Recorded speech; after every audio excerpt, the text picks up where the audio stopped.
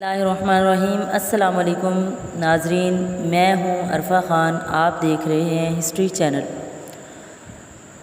تو ناظرین، ہم نے بات کی تھی حجاج بن یوسف کے بارے میں کہ اس نے جب خط لکھا راجہ داہر کے نام، تو حجاج بن یوسف کے خط کا جواب راجہ داہر نے نہایت بے پرواہی اور فریب سے دیا تھا۔ تو ناظرین، راجہ داہر کی غیر معقولیت اور اس کے فریب اور دھوکہ دہی کا اندازہ اس سے بھی ہوتا ہے کہ بعد کے دور میں جب محمد بن قاسم نے ہندوستان پر حملہ کیا اور آگے بڑھتے ہوئے اس نے الور شہر کو فتح کیا، تو ان جہازوں کے مسافر الور شہر کے قید خانے سے نکالے گئے تھے۔ مورخین کا کہنا ہے کہ اگر بحری ڈاکوؤں نے اس مسافروں کو گرفتار کیا تھا تو سرکاری جیل خانے میں ان کے برآمد ہونے کی کوئی اور وجہ ہی ہو نہیں سکتی سوائے اس کے کہ راجہ داہر کے جواب کو ایک فریب سمجھا جائے۔ سندھ کے راجہ داہر کا یہ جواب جب عراق کے مسلمان والی حجاج بن یوسف کو ملا تو اس نے مسلمانوں کے خلیفہ ولید بن عبد الملک کے پاس ایک عرضداشت بھیجی اور تمام حالات لکھ کر سندھ پر حملے کی اجازت طلب کی، لیکن ولید نے اس کی اجازت نہ دی۔ حجاج نے چند دن کے بعد پھر بارگاہ خلافت میں لکھا، میرا خیال ہے امیر المومنین نے کثیر اخراجات کی وجہ سے سندھ پر حملے کی اجازت نہیں دی، لیکن میں وعدہ کرتا ہوں کہ اس مہم میں جس قدر رقم خرچ ہوگی میں اس سے دوگنی رقم شاہی خزانے میں جمع کرانے کا پابند ہوں۔ حجاج بن یوسف کی یہ عرضداشت جب دمشق میں خلیفہ ولید بن عبد الملک کے پاس پہنچی تو اس نے سارے احوال کا جائزہ لیتے ہوئے حجاج بن یوسف کو سندھ پر حملہ آور ہونے کی اجازت دے دی تھی۔ خلیفہ ولید بن عبد الملک کی طرف سے اجازت ملنے کے بعد حجاج بن یوسف نے اپنے ایک سالار عبداللہ بن نہان کو ایک لشکر دے کر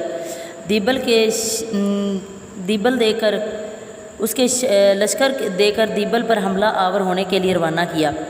عبداللہ بن نہان دیبل پہنچ کر حملہ آور ہوا اور شجاعت اور دلیری سے لڑتے ہوئے شہید ہو گیا۔ تو ناظرین، کچھ لوگوں کا خیال ہے کہ کلفٹن میں جو عبداللہ شاہ کا مقبرہ ہے یہ دراصل عبداللہ بن نہان ہی کا مقبرہ ہے، جو سندھ کی فتح کے لیے آئے تھے اور جن کو حجاج نے دیبل پر حملہ آور ہونے کے لیے روانہ کیا تھا۔ بہرحال جب عبداللہ بن نہان دیبل پر حملہ آور ہوتے ہوئے شہید ہو گئے، یہ مہم ناکام ہوئی، تب حجاج بن یوسف نے اپنے ایک اور سالار بدیل کا انتخاب کیا۔ بدیل اس وقت عمان شہر میں قیام کیے ہوئے تھا۔ حجاج بن یوسف نے اس کے لیے حکم جاری کیا کہ وہ فی الفور دیبل پر حملہ آور ہونے کے لیے روانہ ہو جائے۔ بدیل کے ساتھ اس وقت صرف 300 مسلم جوان تھے۔ اس کے ساتھ ہی حجاج بن یوسف نے مکران کے اپنے مسلمان والی محمد بن ہارون کو فرمان جاری کیا کہ بدیل تمہارے پاس پہنچ رہا ہے، تم اپنی طرف سے اسے 3000 کا ایک لشکر مہیا کرو تاکہ اس لشکر کے ساتھ وہ دیبل پر حملہ آور ہو کر اپنے جنگی قیدیوں کی رہائی کا سامان کرے۔ بدیل حجاج کا حکم ملتے ہی عمان سے مکران پہنچا۔ مکران کے مسلمان والی محمد بن ہارون نے 3000 کا ایک لشکر مہیا کیا اور اس لشکر کو لے کر بدیل مکران سے دیبل کی طرف روانہ ہوا۔ دوسری طرف اہل دیبل کو بھی خبر ہو چکی تھی کہ مسلمانوں کا ایک اور سالار 3000 کے لشکر کے ساتھ دیبل پر حملہ آور ہونے کے لیے پیش قدمی کر رہا ہے، لہٰذا انہوں نے مسلمانوں کے لشکر کی آمد کی اطلاع راجہ داہر کو کر دی تھی۔ رد عمل کے طور پر راجہ داہر نے فی الفور اپنے لڑکے جے سینا کو 4000 سواروں کے ساتھ مسلمانوں کا مقابلہ کرنے کے لیے روانہ کیا۔ یہ سوار اونٹوں، گھوڑوں اور ہاتھیوں پر سوار تھے، لہٰذا راجہ داہر کا یہ 4000 کا لشکر دیبل کی طرف روانہ ہوا۔ راجہ داہر کے بیٹے جے سینا سے پہلے ہی بدیل اپنے لشکر کے ساتھ دیبل پہنچ چکا تھا اور دیبل کے جس لشکر نے شہر سے باہر نکل کر اس کا مقابلہ کرنا تھا، اس شہر سے باہر نکل کر اس کا مقابلہ کرنا چاہا، اسے بدیل نے بدترین شکست دے دی تھی۔ اس طرح وہ لشکر شہر میں محصور ہو گیا تھا۔ ناظرین، اتنی دیر تک 4000 کا لشکر لے کر راجہ داہر کا بیٹا بھی وہاں پہنچ گیا۔ مسلمانوں اور راجہ کے لشکر کے درمیان دیبل کے نواح میں گھمسان کا رن پڑا۔ کہتے ہیں کہ یہ لڑائی صبح سے شام تک جاری رہی۔ دونوں طرف کے لشکری بڑی بہادری اور جرأت مندی سے لڑے۔ قریب تھا کہ مسلمانوں کو فتح نصیب ہو جاتی کہ بدیل کا گھوڑا راجہ داہر کے لشکر کے ہاتھوں کو دیکھ کر بھڑکا اور بدکا۔ اس پر بدیل اپنے گھوڑے سے گر پڑا۔ اس کا گھوڑا گرنا تھا کہ راجہ داہر کے لشکریوں نے اسے گھیر کر گرفتار کر لیا اور اسے شہید کر دیا۔